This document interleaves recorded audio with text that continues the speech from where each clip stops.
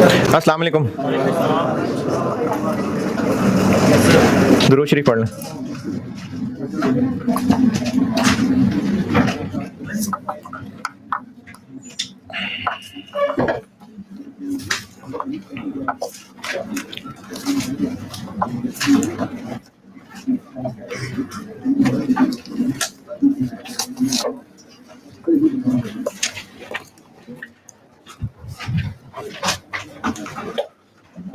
सवाल दिया था कोई?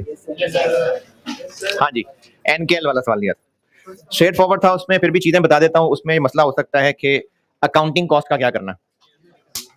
तो फैक्ट्री में हो रही है प्रोडक्शन, उसके अलावा जो ऑफिस है वहीं सेल्स वाले लोग बैठे हुए हैं, वहीं पर अकाउंट्स वाले लोग बैठे हुए हैं, वहीं एचआर वाले लोग बैठे हैं, वहीं एडमिनिस्ट्रेशन वाले लोग बैठे हैं, सब ऑफिस के खर्चे हैं, तो इनका फैक्ट्री से लिंक नहीं है, इसलिए अदर अकाउंटिंग कॉस्ट का कुछ भी नहीं करना।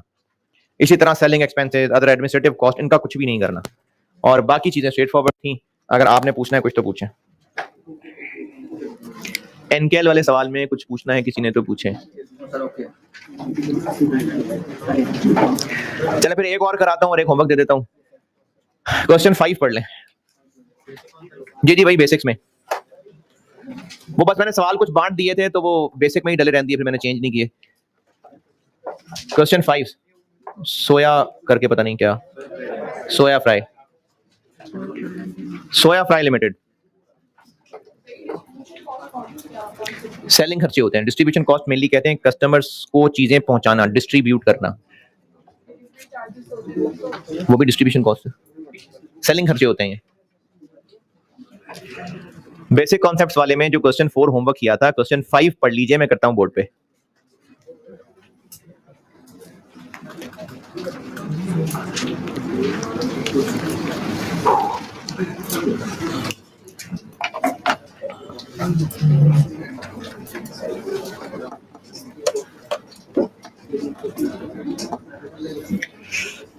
इधर उधर देखे जा रहे हैं, सवाल कहाँ है, पढ़ लें।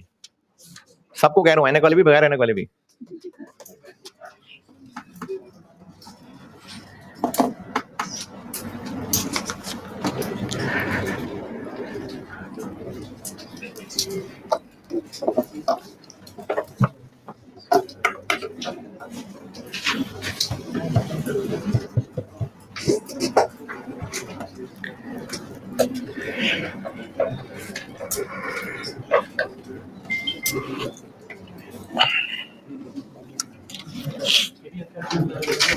FR1 का,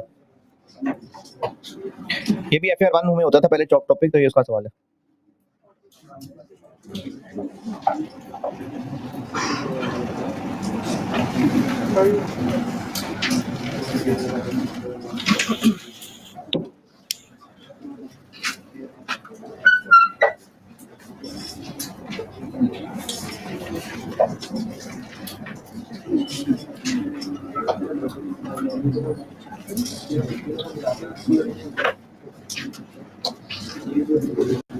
अगर पढ़ रहे थे तो पढ़ लिया होगा।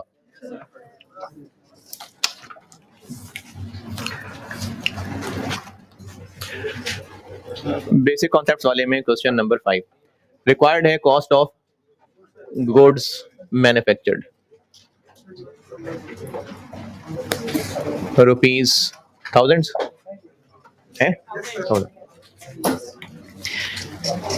डायरेक्ट मटेरियल कॉस्ट गिवन है जी। डायरेक्ट मटेरियल कॉस्ट ही गिवन है? नहीं, फाइंड करनी पड़ेगी। चलें फिर कर लेते हैं। ओपनिंग रॉ मटेरियल यानी ओपनिंग डायरेक्ट मटेरियल जी कितना? 5000। अच्छा, एक होता है कि जब कभी आप किसी स्टोर से चीज खरीदें तो जो शॉपर में पैक करके चीजें दे रहे हैं, एक वो पैकिंग कॉस्ट है। अब ये बिजनेस ऑयल बेचता है तो झोलियां भर भर के, चुल्लू भर भर के बेचता होगा, है? पैकेट्स होते होंगे। तो अब अगर 1 लीटर का पैक है तो उस प्रोडक्ट के फिर 2 हिस्से हो गए, एक पैक है और एक उसके अंदर ऑयल है। तो अब ये पैकिंग जो है ना, ये डायरेक्ट मटेरियल है। ऑयल बेचते हैं ना अभी, ये तो नहीं ऐसे नहीं, ये जितना जितना आता है ले जाए, इसमें वो पैकेट का हिस्सा होगा। तो जो उसकी पैकिंग है वो प्रोडक्ट का हिस्सा है। वो प्रोडक्ट एक लीटर के पैक के लिए कितना पैकिंग मटेरियल लगना है पता ही है, तो इसलिए ये डायरेक्ट मटेरियल हो गया। तो डायरेक्ट मटेरियल हो गए 2। जिसको रॉ मटेरियल कहा हुआ है वो भी, और पैकिंग मटेरियल भी 700, 5700। और परचेजेस कितनी है? ये जिसको रॉ मटेरियल कहा हुआ है ये है 60,500, लेकिन इसमें रिफंडेबल सेल्स टैक्स शामिल है, तो रहने दें, क्या फर्क है? नहीं, रिफंडेबल सेल्स टैक्स को नहीं ऐड करना।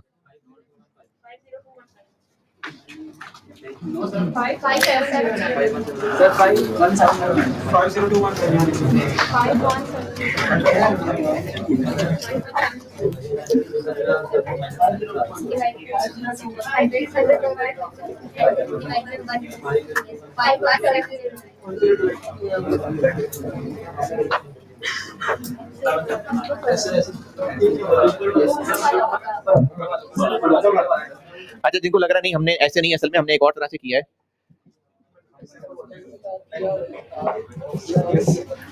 तो वो असल में यही है, इसमें से इसका 17% माइनस कर दें तो वो यही है। तो ये सही है कि ये सही है? ये सही है। एक क्लास लगाई थी मैंने पूरी परसेंटेजेस पे, तो इसमें सेल्स टैक्स 17% इंक्लूडेड है, ये 117 है, तो हमें उसके बगैर वाला चाहिए। तो 60,500 इंटू 100 ओवर 117,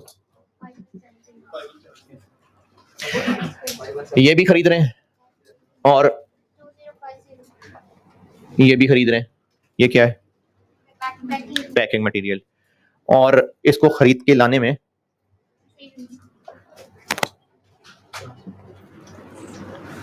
वो भी तो परचेज का हिस्सा ही है। वो जो ऑयल बना के बेचते हैं उसका रॉ मटेरियल, पैकिंग मटेरियल, ये दोनों की परचेज हो गई, और ट्रांसपोर्टेशन भी तो उसका ही हिस्सा है, तो ट्रांसपोर्टेशन भी ऐड होगी। 54059 और क्लोजिंग स्टॉक कर देते हैं माइनस। तो क्लोजिंग रॉ मटेरियल ऑयल का है 7780 और packing material 285 8065 51694।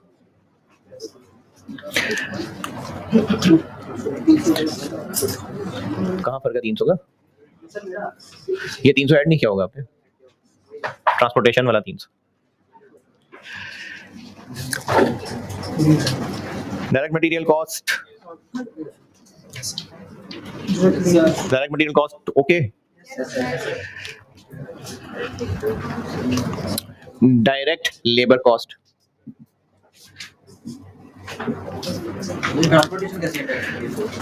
Transportation direct material cost कैसे? ट्रांसपोर्टेशन डायरेक्ट मटेरियल कॉस्ट को हिसाब से सोचेंगे तो फिर आपको नहीं समझ आएगी। जब मटेरियल हम खरीद के ला रहे होते हैं तो बस सिर्फ परचेज प्राइस होती है, उसमें ट्रांसपोर्टेशन भी है, तो ये वही वाली ऐड कर दी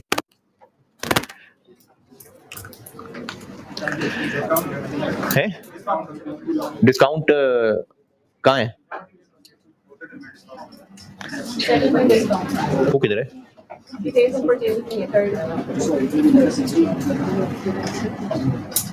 कहाँ है?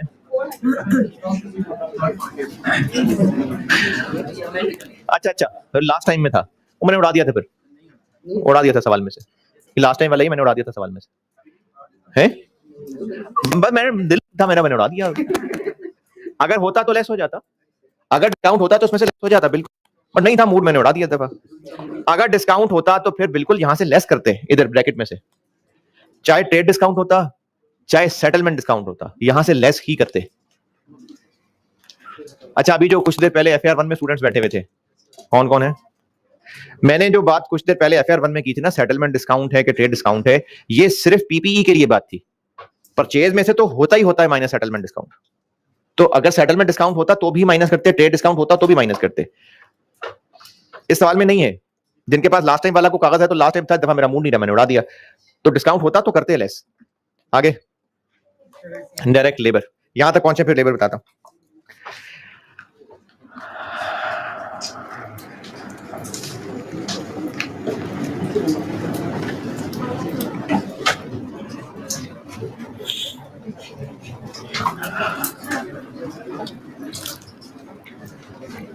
ट्रांसपोर्टेशन कॉस्ट है, अगर ये पैकिंग मटेरियल इसमें डायरेक्ट कॉस्ट में बनाऊं तो आप 70% ही ऐड करते हैं ना?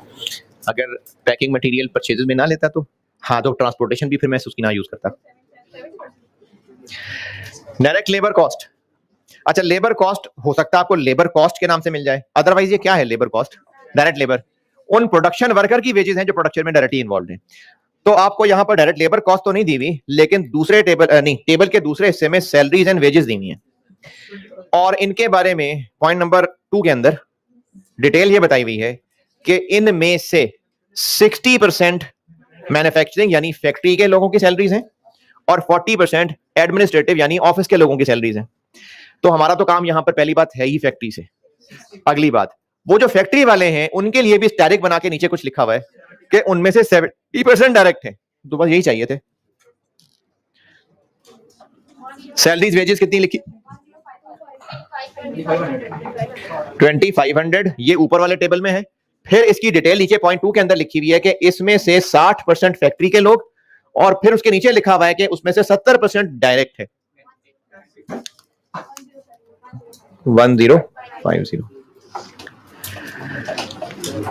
ये सैलरीज एंड वेजेस, मैं जितने भी सवाल बोर्ड पे किया करूं बेटा, सवाल पढ़ के आपको वो अंग्रेजी समझ आया करे कि हाँ ये यही मतलब बन रहा है जो मैंने किया है। ना समझ आए तो पूछे, मैं दोबारा बताऊंगा।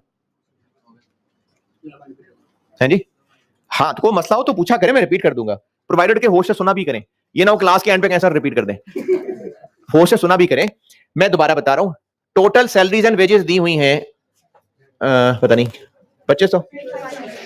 पॉइंट नंबर 3 में इनके बारे में लिखा हुआ है कि इनमें से 60% वो हैं जो फैक्ट्री यानी मैन्युफैक्चरिंग से रिलेटेड हैं, और 40% वो हैं जो एडमिन से रिलेटेड हैं। तो हमारा तो काम है ही इससे। इनमें से आगे मजीद डायरेक्ट लगा के तोड़ा हुआ है कि इसमें से 70% वो लोग हैं जो डायरेक्टली प्रोडक्शन में एंगेज हैं, तो बाकी 30 कौन होंगे? जो इनडायरेक्ट होंगे। तो ये है डायरेक्ट लेबर कॉस्ट, 2500 के 60% का 70%। FOH, FOH वापस ऊपर टेबल पे, रेंट।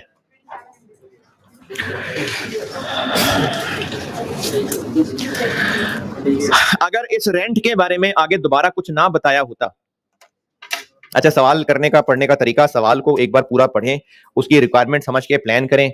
एक बार पता चल गया कि कॉस्ट ऑफ गुड्स मैन्युफैक्चर्ड है, यानी ये अब एक एक करके चीज सवाल, अब मटेरियल चाहिए, सवाल में मटेरियल की तलाश शुरू कर दें, मटेरियल पूरा हो गया, फिर लेबर, फिर पूरे सवाल में लेबर की तलाश शुरू कर दें। हो सकता है एक बात पॉइंट 2 में लिखी हो, अगली पॉइंट 4 में लिखी हो, लेकिन आपको जब टारगेट पता होगा ना कि हमने पहुंचना कहां है, फिर जरूरत की चीजें इकट्ठी कर लेंगे। अब आ गए हम FOH पे, और FOH होते हैं फैक्ट्री के सारे खर्चे इन दोनों के अलावा। तो फैक्ट्री के खर्चे पूरे कर लेते हैं, फिर वापस सवाल के शुरू में शायद कोई और खर्चा भी हो, तो अब उसमें था खर्चा रेंट। रेंट के बारे में पॉइंट नंबर 1 में ना लिखा होता तो फिर हमारी मर्जी थी कि इस रेंट को फैक्ट्री का रेंट अज्यूम कर लेते, क्योंकि कहा नहीं कुछ तो फैक्ट्री का ही होगा फिर। लेकिन पॉइंट 1 में इसकी डिटेल बताई हुई है।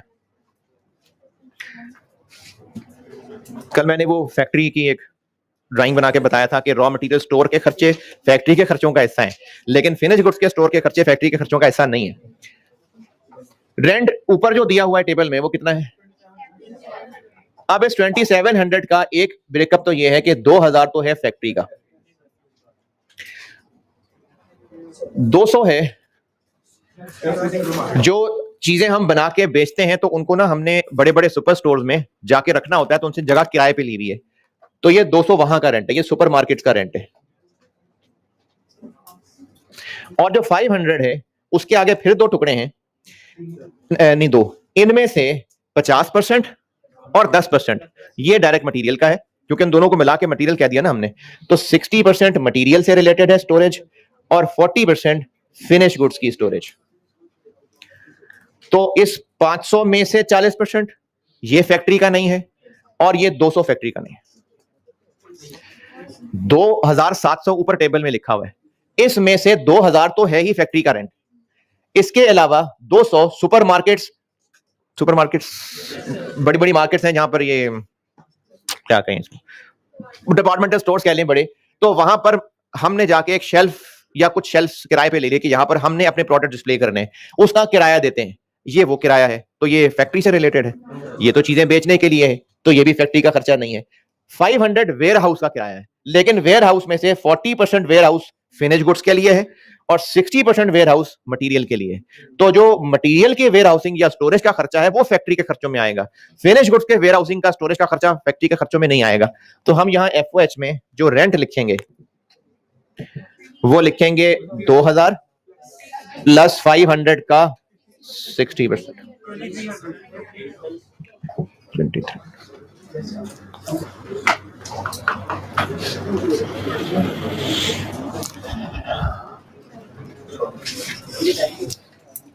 हाँ जी 2300 पक्की बात है, पूछ लो। सैलरीज एंड वेजेस 2500 में से 60% ही फैक्ट्री की हैं, 70 डायरेक्ट और 30 इनडायरेक्ट।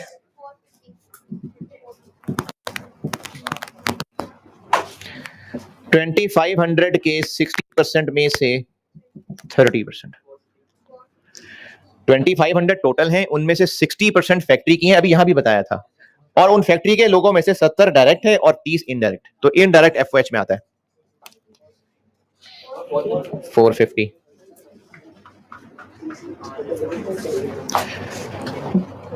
जी जी कहां पर, दोबारा बोलिए। जी जी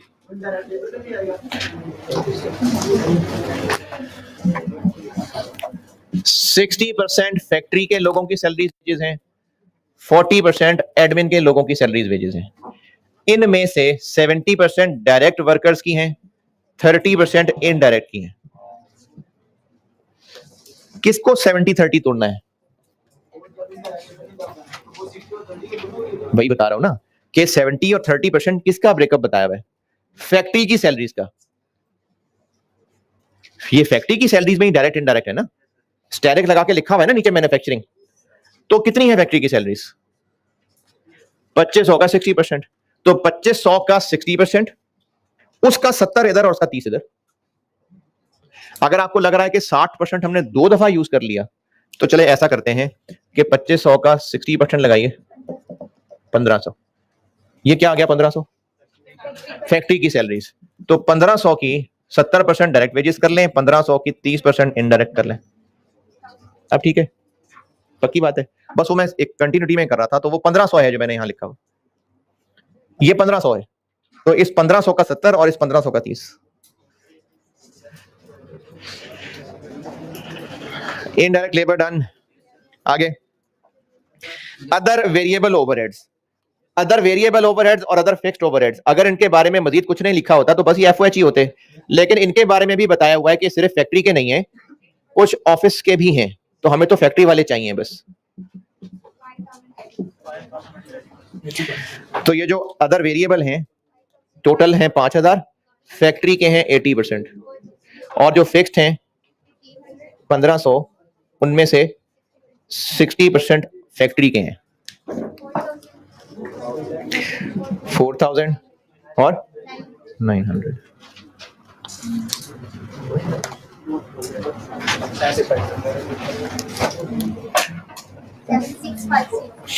seven six five zero.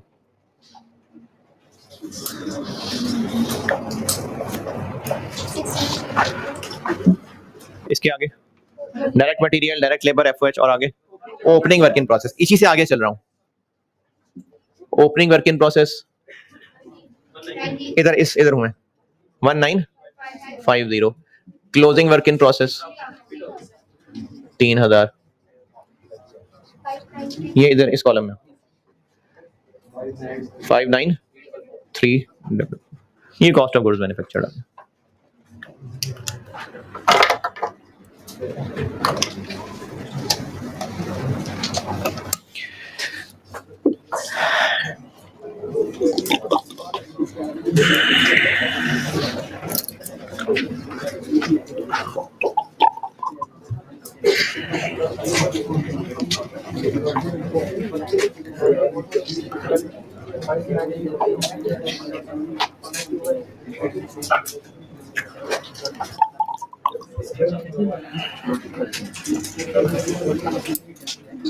So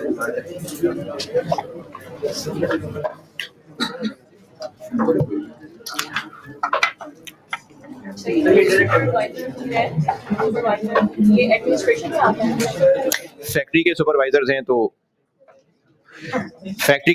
हैं तो फैक्ट्री में हैं, अगर सेल्स टीम के सुपरवाइजर हैं तो सेलिंग एक्सपेंस है।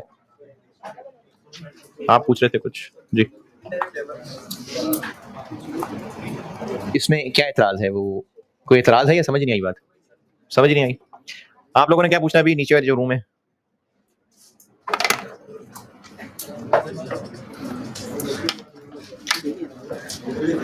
ओवरटेक करना, लाइटें मार रहे हैं, पूछना है कुछ?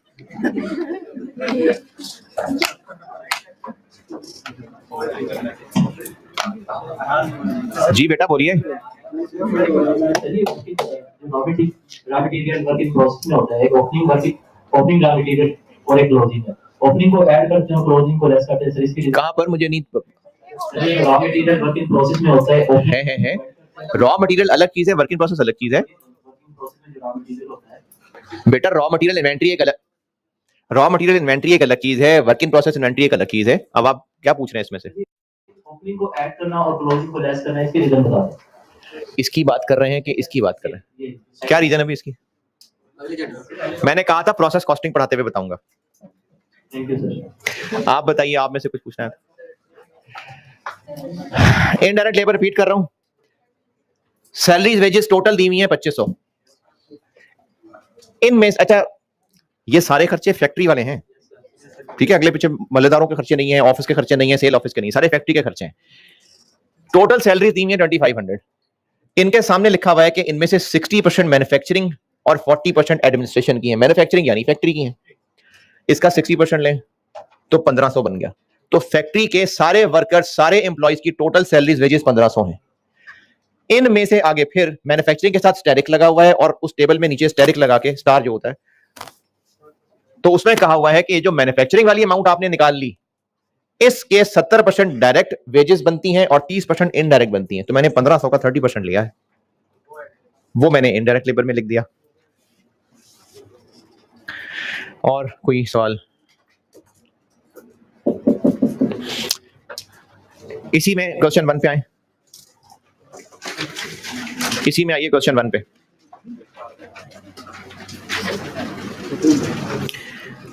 इसमें भी इस दफा मूड नहीं था डिस्काउंट का, तो मैंने काट दिया, बस डिलीट होना रह गया, तो इसके सॉल्यूशन में चेंज कर दी थी, सवाल में से मिटाना रह गया। तो ऊपर क्वेश्चन 1 में डिस्काउंट आ रहा है, वो उड़ा दें। एक ही आ रहा है, नहीं सॉरी, सेटलमेंट वाला उड़ा दें, बल्क ठीक है। वैसे बता रहा हूं कि सेटलमेंट डिस्काउंट हो या ट्रेड डिस्काउंट हो, वो कॉस्ट में से होगा लेस।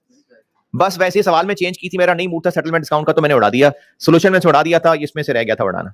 तो सेटलमेंट डिस्काउंट उड़ा दें, क्योंकि सोल्यूशन में चेंज कराऊंगा तो ज्यादा फिगर्स बदलेंगी, है? तो आप लिखा रहने, आप उसके मुताबिक सॉल्व कर लें, नहीं तो जो अगली टाइम में आओगे दोबारा सेटलमेंट डिस्काउंट वाली लाइन उड़ा दें और बल्क परचेज वाली बात रहने दें। ये bulk purchase trade discount type चीज ही है। बल्क है जी, किधर है, कौन है, मुझे कह रहे हैं जी, बोले क्या एक्सप्लेन कर दूं? बल्क परचेज डिस्काउंट क्या होता है? हाँ जी, हाँ जी, जब ज्यादा चीजें खरीदेंगे ना तो सप्लायर पैसे कम कर देगा, तो ये बल्क परचेज डिस्काउंट है, बल्क डिस्काउंट है, तो ट्रेड डिस्काउंट ही है ये। अगर सेटलमेंट डिस्काउंट लिखा रहने देना है और उसके मुताबिक सॉल्व करना है तो कर लीजिए, आप मुझसे वैसे ही आंसर कंफर्म कर लेना। सेटलमेंट डिस्काउंट भी परचेजेस में से होगा लेस, होगा।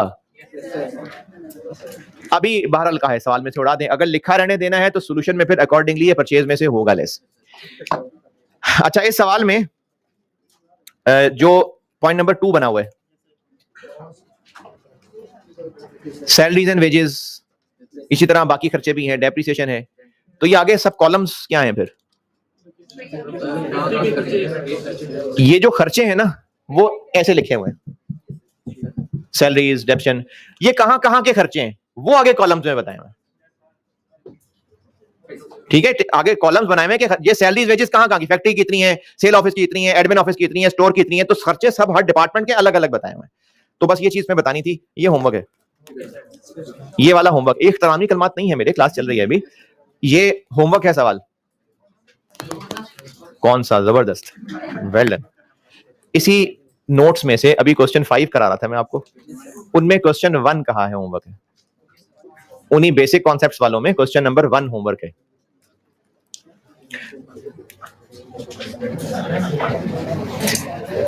इन्वेंट्री की कॉस्ट कैलकुलेट हो गई, बहुत है कॉस्ट। अब एनआरवी पे आते हैं। मैंने आपको trading business, finish goods, manufacturing business, raw material, manufacturing business, finish goods, सबकी कॉस्ट कैलकुलेट करवा दी। प्रैक्टिस भी बहुत हो गई, बाकी भी और कुछ है कॉस्ट में। एनआरवी पे आते हैं।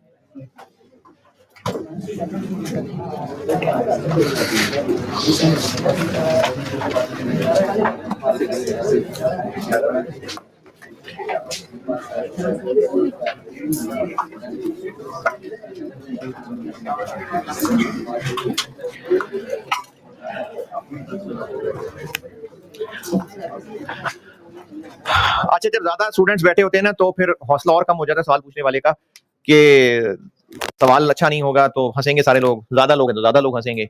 आपने जो पूछना हो आप पूछा करें, आप इस बात की फिक्र ना किया करें कि बाकी लोग हंस रहे हैं, हंसने दें उनको, हंसते रहे सारे, आप आगे निकल जाएंगे, वो हंसते रह जाएंगे। आपको जो मसला हो आप पूछें। और ये जो दूसरी क्लास में बच्चे बैठे हुए हैं, आप भी बेटे जो पूछना हो पूछा करें। तो कोई भी ऐसी बात देखें, सवाल चाहे जितना मर्जी बोंगा हो, जितना मर्जी बोंगा हो, मेरा जितना मर्जी दिल कर रहा हो कि उसका सर पकड़ के दीवार में मार दो, लेकिन अगर वो बच्चा पढ़ रहा है तो कोई मसला है तो पूछ रहा है ना, तो उसका राइट है पूछने के लिए। इसलिए आप परेशान ना हुआ करें, घबराया ना करें कि सवाल पूछेंगे तो सब लोग हंसेंगे, हंसने दें, आप पूछा करें सवाल। हाँ, लिमिटेशंस मेरी जरूर है, मैंने कोर्स कवर भी कराना है, तो जब मुझे लगेगा कि बस अब मैं मजीद नहीं समझा पा रहा तो फिर क्लास के बाद पूछ लेना जिस बच्चे ने पूछना। कॉस्ट की कैलकुलेशन बहुत हो गई, अब आते हैं एनआरवी पे। एनआरवी एब्रीवेशन है नेट रियलाइजेबल वैल्यू का।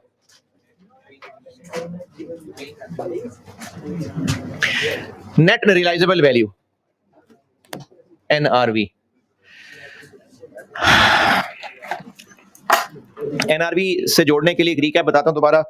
हमने चैप्टर में पढ़ना शुरू किया है कि इन्वेंट्री होती है जो गुड्स पड़ी हुई होती हैं, चाहे वो गुड्स की शक्ल में है, चाहे वो रॉ मटेरियल की शक्ल में है, चाहे वो मशीनों के अंदर पड़ी हुई है। किसी भी पॉइंट ऑफ टाइम पे स्टोर में पड़ी हुई चीजें हैं इन्वेंट्री। ट्रेडिंग बिजनेस है तो उसकी इन्वेंट्री बस सिर्फ गुड्स है, मैन्युफैक्चरिंग बिजनेस है तो रॉ मटेरियल भी हो सकता है, वर्क इन प्रोसेस भी हो सकता है, फिनिश गुड्स भी हो सकती हैं, और क्लोजिंग इन्वेंट्री वो है जो ईयर एंड पे पड़ी हुई चीजें। फाइनेंशियल स्टेटमेंट्स में क्लोजिंग इन्वेंट्री की जो वैल्यू, जो अमाउंट लिखी जाएगी, उसका रूल है लोअर ऑफ कॉस्ट और एनआरवी। तो कॉस्ट पढ़ा रहा था अब तक कि इन्वेंट्री की कॉस्ट कैसे कैलकुलेट करनी है, अब एनआरवी बताने लगा। एनआरवी की कैलकुलेशन का मैं फार्मूला तो लिख देता हूं, लेकिन उसका कॉन्सेप्ट बता दूं पहले। ईयर एंड पे जो स्टॉक मौजूद है, ये प्रेजेंट है, प्रेजेंट जितना स्टॉक मौजूद है, इसके लिए दो फिगर्स कैलकुलेट होती हैं, एक कॉस्ट और एक एनआरवी। मैं एनआरवी का फार्मूला लिखता हूं बिल्कुल, लेकिन एक चीज बताना चाह रहा हूं। ईयर एंड पे जो चीज मौजूद है वो क्लोजिंग स्टॉक है, इसकी दो फिगर्स कैलकुलेट होंगी, एक कॉस्ट और एक एनआरवी। जो इसकी कॉस्ट कैलकुलेट होगी ना, वो एक पास्ट का कॉन्सेप्ट है, कॉस्ट एक पास्ट कॉन्सेप्ट है, लेकिन जो एनआरवी है वो एक फ्यूचर कॉन्सेप्ट है। कॉस्ट की कैलकुलेशन के अंदर जो भी चीजें प्लस माइनस हो रही हैं, प्लस ही हो रही हैं वैसे, वो सब हो चुका है या होना है? हो चुका हुआ है। इतने की चीजें खरीदी थी, ट्रांसपोर्टेशन पे इतना खर्चा आया था, ट्रांजिट इंश्योरेंस इतनी थी। तो जो ईयर एंड पे चीजें मौजूद हैं, उनकी कॉस्ट ये है कि इनको यहां तक पहुंचाने के लिए क्या खर्च हुआ था। तो कॉस्ट की कैलकुलेशन एक पास्ट कॉन्सेप्ट है। एनआरवी ये है कि अब हमने करना क्या इन चीजों का, स्टॉक पड़ा हुआ है, क्या करना है इनका, सेल करेंगे। तो जब सेल करेंगे तो नेट क्या मिलेगा, नेट कितना रियलाइज होगा। जब बेचेंगे तो ये बिकेगा जितने का वो सेल प्राइस हो गई, और उसकी कॉस्ट क्या थी, वो नेट। तो उसमें तो फिर मैंने पास्ट यूज कर लिया। दोबारा सुनिए, एनआरवी की कैलकुलेशन फ्यूचर का कॉन्सेप्ट है, जितने की चीज बेचेंगे सेल प्राइस, लेकिन नेट तो जितने की खरीदी थी वो लेस करके नेट। अगर मैंने वो कॉस्ट लेस कर ली तो फिर मैंने तो पास्ट की फिगर यूज कर ली।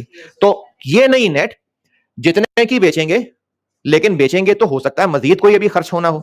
फार्मूला बना के देता हूं, साथ साथ बोलता हूं उसके। एनआरवी होती है कि जितने के अब हम ये चीज बेच लेंगे, estimated sale price, sale value कह दें, सेल प्राइस कह दें, एक ही बात है। इतने पैसे मिलेंगे, लेकिन हो सकता है कि इसको बेचने के लिए हमें कस्टमर्स को चीजें खुद डिलीवर करनी पड़ती हों, तो बेचेंगे तो डिलीवर करने का खर्चा भी हो चुका होगा। हो सकता है एजेंट के जरिए बेचते हो, डिस्ट्रीब्यूटर के जरिए बेचते हो, उसको कमीशन देते हो, तो अब अगर बेचेंगे तो कमीशन देनी पड़ेगी। तो इसको कहते हैं वो खर्चे जो बेचेंगे तो बेचने के लिए होंगे। लेस एस्टिमेटेड सेलिंग कॉस्ट भी कह सकते हैं, कॉस्ट टू सेल भी कह सकते हैं। मैंने कॉस्ट ऑफ सेल नहीं लिखा है, कॉस्ट टू सेल, सेल करने के लिए खर्चा। इसकी मिसालें आप जो भी मैंने दोनों मिसालें दी हैं, कमीशन हो सकती है, डिलीवरी चार्जेस हो सकते हैं, ट्रांसपोर्टेशन कह लें, ये है कॉस्ट टू सेल। तो ये मुराद है नेट से कि जितने का बेचेंगे माइनस जो मजीद खर्चा होगा, इसका जो नेट आंसर है ये एनआरवी है। अच्छा, मैं ये जो इस वक्त एनआरवी लिख रहा हूं, वैसे तो वर्क इन प्रोसेस नहीं पढ़ा रहा अभी, लेकिन उसकी एनआरवी यहां मैं कवर करा सकता हूं। तो ये मैं एनआरवी बता रहा हूं फॉर फिनिश गुड्स भी और वर्क इन प्रोसेस भी। वर्क इन प्रोसेस के लिए भी यही फार्मूला है। आल्दो कि हम वर्क इन प्रोसेस की नहीं कर रहे कैलकुलेशन, लेकिन उसकी कॉस्ट कैलकुलेट नहीं कर रहे। एनआरवी में यही सिखा देता हूं उसकी। जो चीजें ईयर एंड पे मौजूद हैं वो स्टॉक है, उसको यहां तक लाने में क्या खर्च हुआ था, कॉस्ट। एनआरवी है कि अब क्या होगा, तो अब जितने का बेचेंगे और अब जो मजीद खर्चा होगा। अब वो खर्चा क्यों हो सकता है, एक तो बेचने पे खर्चा हो सकता है, उसके अलावा खर्चा हो सकता है कि शायद वो चीजें अभी डैमेज्ड हैं, डिफेक्टिव हैं, तो इनका इलाज करवा के बेचेंगे। इलाज करवा चुके नहीं है अभी, करवाएंगे, तो उसमें जो खर्चा होगा वो भी यहां से लेस होगा। Estimated cost to repair.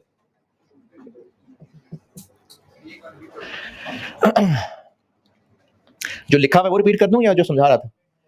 Less, शुरू से सारी, क्या शुरू से, ये लाइन जो less estimated cost to repair. क्यों लेस कर रहे हैं हम लोग ना, एनआरवी कह रहे हैं कि अब से ऑनवर्ड जो होगा उसका नेट, अब से ऑनवर्ड क्या होगा, इस पड़े हुए स्टॉक को हम बेचेंगे तो उससे पैसे मिलेंगे, लेकिन बेचने के लिए कुछ खर्चा करना जरूरी होगा। वो खर्चा करेंगे तो बेचेंगे। क्या हो सकता है, कस्टमर को पहुंचाने का खर्चा हो सकता है, एजेंट को कमीशन देने का खर्चा हो सकता है, ये है कॉस्ट टू सेल। उसके बाद मैंने बात की थी कि हो सकता है जो चीजें हमारे पास पड़ी हुई हों वो भी खराब हो गई हैं, तो उनको ठीक करके बेचेंगे, तो ठीक करने पे भी तो खर्चा होगा, ये वो है। और अगर इसी को मैं फिनिश गुड्स की बजाय वर्क इन प्रोसेस की एनआरवी बना दूं, तो एक लाइन और लिख दूंगा मैं, estimated cost. Work in process अभी फौरन बिक सकता है, क्या होगा तो बिकेगा?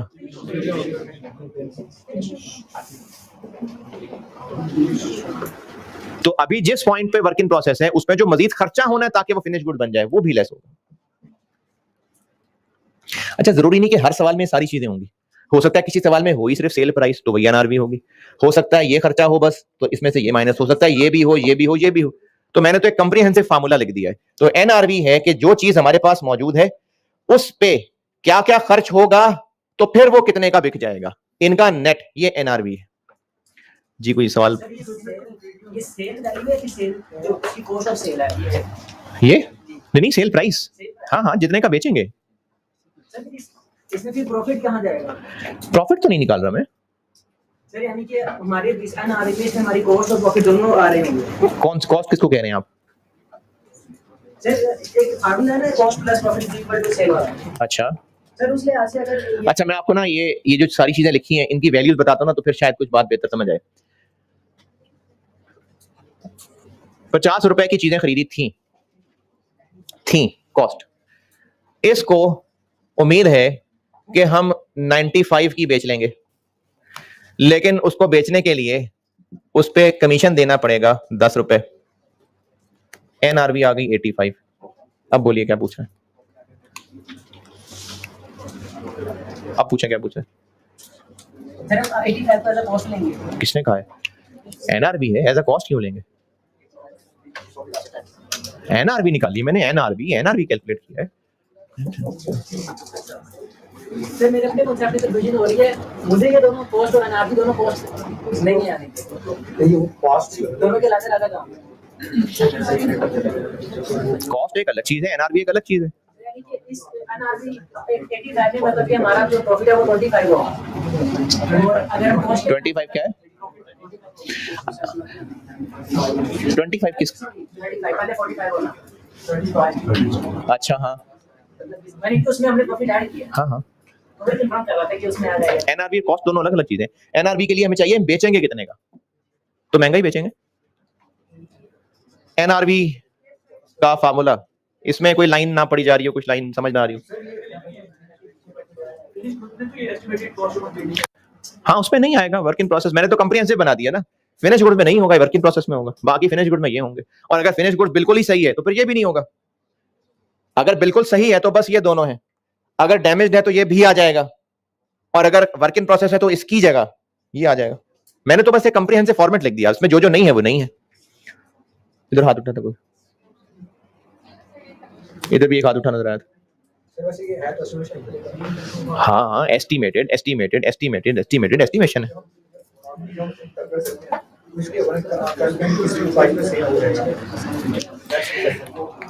एनआरवी की कैलकुलेशन, अब रहा मसला कि एनआरवी कैलकुलेट कर क्यों रहे हैं। तो पहली बात तो ये कि रूल है, क्या रूल है? क्लोजिंग स्टॉक किस पे वैल्यू होगा? Lower of. नॉलेज के लिए बता देता हूं कि क्यों है ऐसा, वो मैं बता देता हूं अभी। अगर फिनिश गुड्स या वर्क इन प्रोसेस की एनआरवी निकालनी है तो ये फार्मूला है, और अगर मैन्युफैक्चरिंग बिजनेस के रॉ मटेरियल की एनआरवी निकालनी है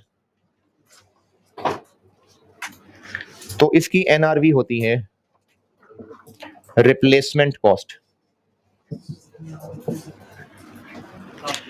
अगर मैन्युफैक्चरिंग बिजनेस के रॉ मटेरियल के लिए एनआरवी निकालनी है तो उसकी NRV is equal to replacement cost. Raw material manufacturing में ही है ना, तो उसके लिए अगर एनआरवी कैलकुलेट करनी है तो वो रिप्लेसमेंट कॉस्ट।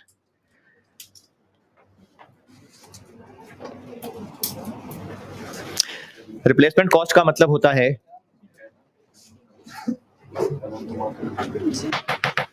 ये मैंने एनआरवी कैलकुलेट करनी बताई है फिनिश गुड्स, चाहे वो ट्रेडिंग बिजनेस की फिनिश गुड्स हैं चाहे वो मैन्युफैक्चरिंग की हैं, और ये एक लाइन लिख के मैंने वर्क इन प्रोसेस भी इसी में कवर कर लिया।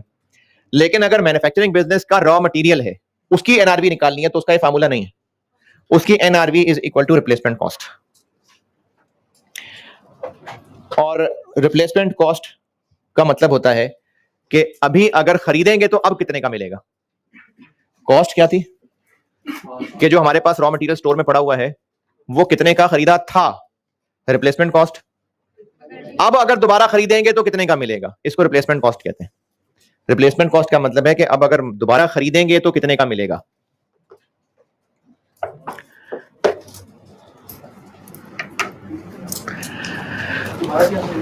दोबारा क्या खरीदेंगे, जो रॉ मटेरियल पड़ा हुआ है, जो रॉ मटेरियल पड़ा, अगर स्टोर में ये मार्कर पड़ा हुआ है रॉ मटेरियल है, रॉ मटेरियल ये 50 का खरीदा था, अब अगर दोबारा खरीदने जाएंगे तो अब क्या रेट चल रहा है, इसको रिप्लेसमेंट कॉस्ट कहते हैं।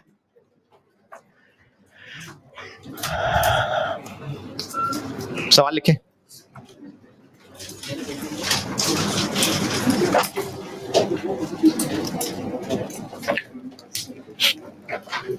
Estimated sale price, estimated sale price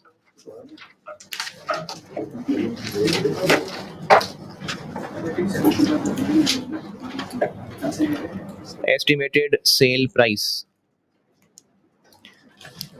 200, 200 रुपए।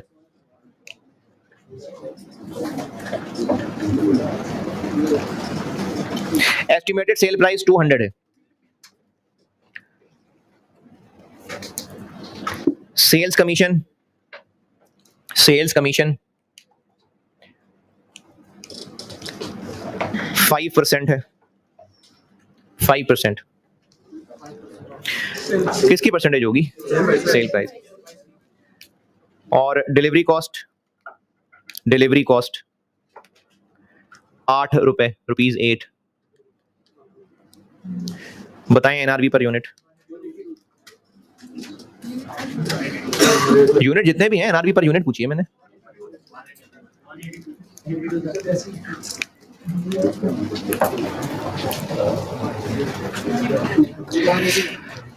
हाँ जी 182।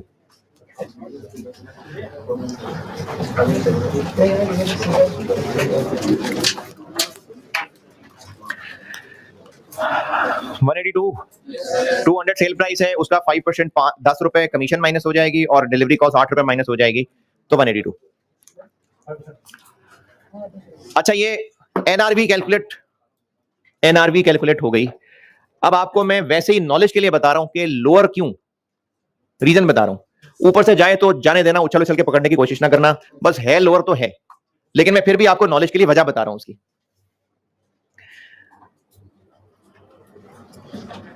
जिन्होंने इंट्रो टू अकाउंटिंग नहीं पढ़ी हुई, तो उनको मैं क्या वजह बताऊं, बस है लोअर। जिन्होंने पढ़ी हुई है इंट्रो टू अकाउंटिंग उनको समझा रहा हूं, और जिन्होंने FAR1 भी पढ़ ली हुई है उनको भी समझा रहा हूं। बाकी जिन्होंने अभी शुरू किया जीरो अकाउंटिंग, कोई बात नहीं बेटा, जिंदगी में सारी बातों की समझ आनी जरूरी नहीं होती है, कोई बात नहीं। FAR1 की मिसाल से बताता हूं, जिन्होंने FAR1 पढ़ा हुआ है। IS 36 इंपेयरमेंट, अगर एक प्लांट की कैरिंग अमाउंट 400 है और उसकी रिकवरेबल 480 है, तो कितने लोग हैं FAR1 वाले, पढ़े हुए FAR1? हाँ ठीक है, प्लांट की कैरिंग अमाउंट 400 है, रिकवरेबल अमाउंट 480 है, तो क्या करेंगे? इंपेयरमेंट नहीं करेंगे ना, एसेट को 400 पे आने देंगे, करेंगे। लॉजिक ये है कि हमेशा से स्टैंडर्ड्स भी बने हैं, उससे पहले स्टैंडर्ड नहीं भी थे, तो जब बड़े बूढ़ों की अकाउंटिंग कॉन्सेप्ट थे, तो एक अप्रोच ये रही है कि एसेट्स को बढ़ा चढ़ा के नहीं बताते, शोखे नहीं होते। अगर एसेट्स की औकात कम हो चुकी हुई है तो उनको कम कर देना चाहिए, और लायबिलिटीज को छुपा छुपा के नहीं रखते। एसेट्स को बढ़ा चढ़ा के नहीं बताते कि एक मिसाल FAR1 पढ़े हुए लोगों के लिए ये इंपेयरमेंट वाली है। प्लांट बुक्स में 400 आ रहा है, एज लॉन्ग एज इसके बेनिफिट 400 से ज्यादा हैं तो बस ठीक है 400, लेकिन अगर इससे बेनिफिट्स कम मिलेंगे तो फिर 400 पे एसेट को एसेट ना दिखाएं, उसकी औकात पे उसको 380 पे ले आए। और अगर ये 480 होता तो इस 480 का क्या करते? कुछ भी ना करते, वो खुश होते और शुक्र अदा करते बस। तो 400 बुक्स में वैल्यू है, बस सिर्फ तसल्ली करना चाह रहे हैं कि क्या ये एसेट अपनी औकात से ज्यादा तो नहीं शो हो रहा, क्या इससे इतने बेनिफिट्स मिल जाएंगे? हाँ जी मिल जाएंगे, ठीक है, बेफिक्र होकर 400 का एसेट दिखाएं। लेकिन अगर इससे मिलने वाले बेनिफिट्स 380 हैं, या चलो सिर्फ 80 हैं, तो फिर 400 ना दिखाएं, फिर कम कर लें। अच्छा, FAR1 नहीं पढ़े हुए, चले इंट्रो टू अकाउंटिंग पढ़े हुए, डेटर्स हैं और उनमें यकीन है कि पैसे नहीं मिलने, तो फिर भी डेटर्स क्या क्या कि उनको एसेट दिखाते रहे और तरसते रहे कि पैसे क्यों नहीं मिल रहे। क्या करें जी? Bad debt. तो डेटर्स भी अगर हमें लगता है पैसे नहीं रिकवर होंगे तो फिर उनको नहीं कहने की जरूरत है एसेट। इन्वेंट्री हमारी बुक्स में कितने पे अपीयर हो रही होगी? पहले कॉस्ट पे, जितने की खरीदी थी 50 की खरीदी थी, बुक्स में रिकॉर्डेड 50 है, तो 50 पे अपीयर हो रही होगी। ये एसेट है इन्वेंट्री। तो इसी तरह ये देखेंगे कि कहीं ये अपनी औकात से ज्यादा पे तो शो नहीं हो रही, तो इसकी औकात ये है कि इससे कल को मिल क्या जाएगा, रिकवरेबल अमाउंट, कल को क्या बेनिफिट्स मिलेंगे, एनआरवी, कल को क्या बेनिफिट्स मिलेंगे। तो एनआरवी कैलकुलेट की जाएगी। इस एनआरवी की एंट्री कोई नहीं होने लगी, सिर्फ एनआरवी कैलकुलेट होगी। एनआरवी कैलकुलेट हुई और उसका आंसर आ गया 95, या चलो मैंने वो जो डाटा लिया था 85। तो बुक्स में जो इन्वेंट्री इस वक्त मौजूद है वो अपनी औकात से ज्यादा तो नहीं, इससे 85 मिल जाएगा ना, बस ठीक है, बेफिक्र होकर इसको 50 पे ही रखें, खुश होते रहे। इस 85 का कुछ नहीं करना, बस सिर्फ खुश हो रहे थे, ये तसल्ली कर रहे थे कि इसको 50 पे दिखा के ज्यादा तो नहीं कर रहे हम। तो एनआरवी को कंपेयर किया जाता है। एनआरवी क्या है?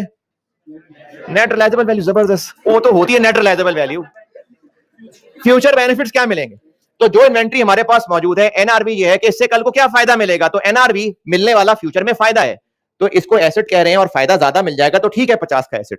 लेकिन अगर एसेट से फायदा मिलता सिर्फ 35 नजर आ रहा है, तो फिर इसको 50 पे रखना ठीक नहीं है, फिर इसको 35 पे शो करना पड़ेगा। ये है रूल लोअर ऑफ कॉस्ट और एनआरवी, ताकि इन्वेंट्री कहीं बढ़ा चढ़ा के शो ना हो जाए। तो एनआरवी जैसे टेस्ट हो रहा है, अगर तो मिलने वाले बेनिफिट्स ज्यादा हैं तो ठीक है, फिर इन्वेंट्री हमारी बुक्स में 50 ठीक है। लेकिन अगर एनआरवी कम है तो फिर बढ़ा चढ़ा के ना बताएं, फिर इन्वेंट्री 50 की बजाय 35 पे दिखाएं। अब ये कैसे होगा, इसकी डबल एंट्रीज क्या होंगी, वो भी एक क्लास के बाद मैंने डबल एंट्रीज भी करानी है, तब इसकी डबल एंट्री भी बताऊंगा जी। हाँ, एनआरवी की कैलकुलेशन बाकी प्रैक्टिस तो होनी है, तो ये और प्रैक्टिस होगी। एनआरवी कैलकुलेट करने के लिए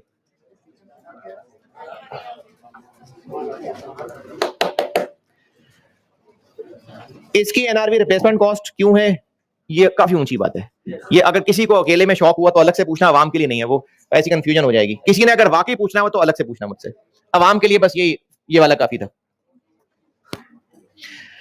एनआरवी की कैलकुलेशन में सवाल में मुश्किलें हो सकती हैं, तो उनके लिए आपको ना कुछ मैं इंपॉर्टेंट पॉइंट्स बता रहा हूं, समझाता जाता हूं और फिर उसको लिखते जाते हैं। एनआरवी की कैलकुलेशन के लिए कुछ इंपॉर्टेंट पॉइंट्स लिख लेते हैं, एग्जाम टिप्स कह लें, इंपॉर्टेंट पॉइंट्स कह लें। एनआरवी की कैलकुलेशन में काम आएंगी ये नसीहतें, तो नसीहतें लिख लें।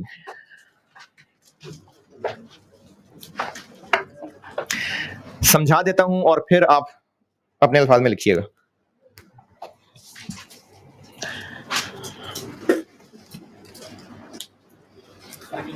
है जी, किधर है, कौन है? इतने अल्फाज में लिख लेना यार, मैं आपको समझा पूरा देता हूं, आपने अपने आप को समझाना है बस, अपने लिए लिख भी नहीं सकते हैं, पश्तो में लिख लें, अपने लिए लिखना है लिखें। मैं लिखवाता हूं चीजें, बिल्कुल बोर्ड पे भी लिखता हूं, लेकिन कुछ चीजें आपके लिखने के लिए भी छोड़ूंगा, कोई अपने आप को समझानी तो आए ना बात, तो लिखें, लिखा करें। फिर कहते हैं आर्टिकल्स नहीं मिलते, इंटरव्यू में जाके सब पता चल जाता है कि किस काबिल है। तो इसलिए आप ये जिस मैं आपको कॉस्ट पढ़ा रहा हूं, लेकिन साथ साथ जिस चीजें की इंप्रूवमेंट कर सकूंगा वो भी करूंगा ना, तो लिखें, अपने अल्फाज में खुद ही लिखें। जिसको लगता है वो नहीं लिख सकता, मर जाए जाके।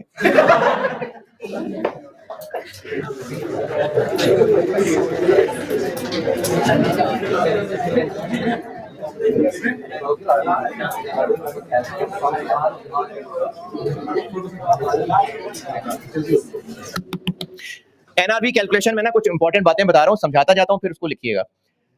एक बिजनेस की इन्वेंट्री में 3 तरह के प्रोडक्ट्स पड़े हुए हैं, और प्रोडक्ट ए जितना स्टॉक में पड़ा हुआ है उसकी कॉस्ट है 35,000, जबकि इसकी एनआरवी है 42,000। और प्रोडक्ट बी के जो यूनिट्स पड़े हुए हैं इनकी कॉस्ट 50,000 है, एनआरवी 48,000 है। प्रोडक्ट सी के 10,000 रुपए कॉस्ट की चीजें पड़ी हुई हैं और इनकी एनआरवी 9,000 है।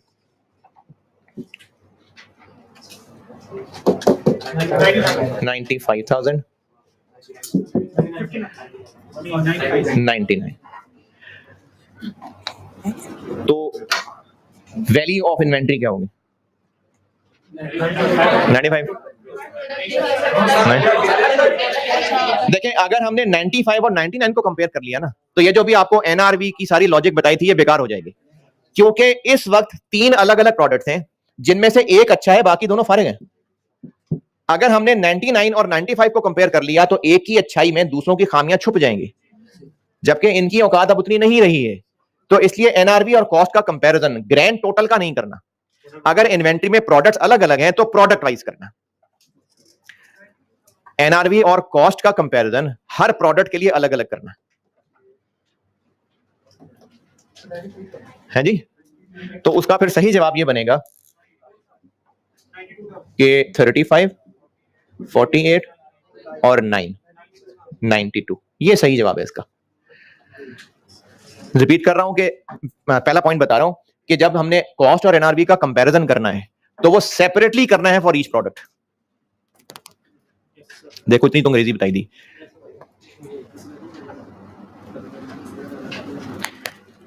कॉस्ट और एनआरवी का जो कंपैरिजन है वो सेपरेटली फॉर ईच प्रोडक्ट होगा।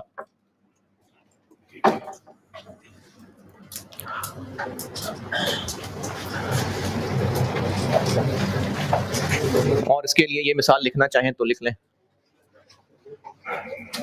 ना लिखना चाहें तो भी लिख लें, फायदा ही है।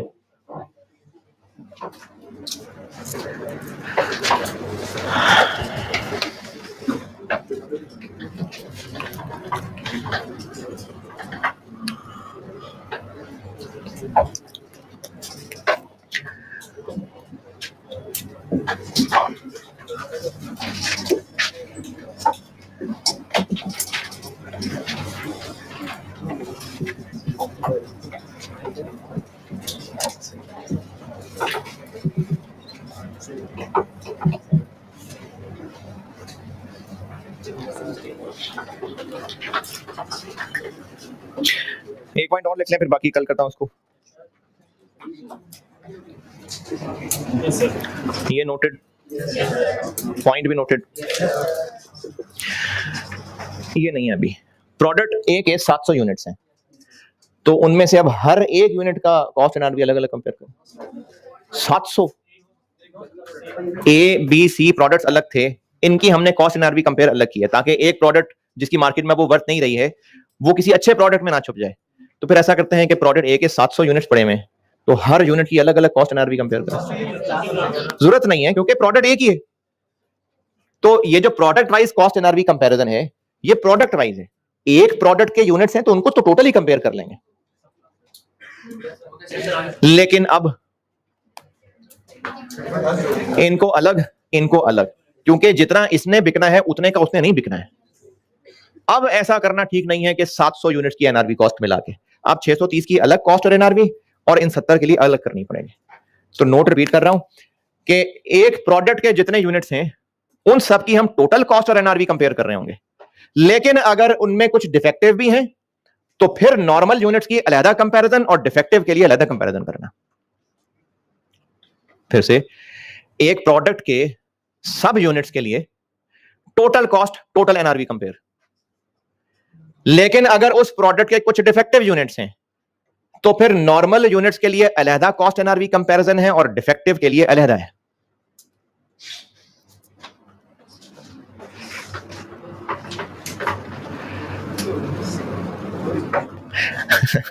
जिनको भी अल्फाज नहीं मिल रहे, देखें आप लोग ना जब मेरे अल्फाज कॉपी करेंगे ना तो फिर मुश्किल है। आप कहें अलहदा अलहदा के वहां अलहदा अलहदा बताया था सर ने, फिर नहीं लिख पाएंगे।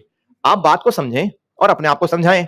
मैंने ये कहा कि पिछले पॉइंट में हर प्रोडक्ट का कॉस्ट एनआरवी कंपैरिजन अलग अलग करने को कहा था, लिख भी लिया। अब उसी से बात कंटिन्यूटी की कि एक प्रोडक्ट के जितने यूनिट्स हैं उनमें नहीं अलग अलग की जरूरत, 700 के 700 यूनिट्स टोटल कॉस्ट और टोटल एनआरवी कंपेयर कर लें। तो एक प्रोडक्ट के सारे यूनिट्स की टोटल कॉस्ट टोटल एनआरवी बिल्कुल कर सकते हैं कंपेयर, लेकिन अगर उनमें से कुछ डिफेक्टिव यूनिट्स हैं तो फिर नॉर्मल वाले यूनिट्स की कॉस्ट एनआरवी अलहदा कंपेयर करनी है और डिफेक्टिव वालों की अलहदा कंपेयर करनी है।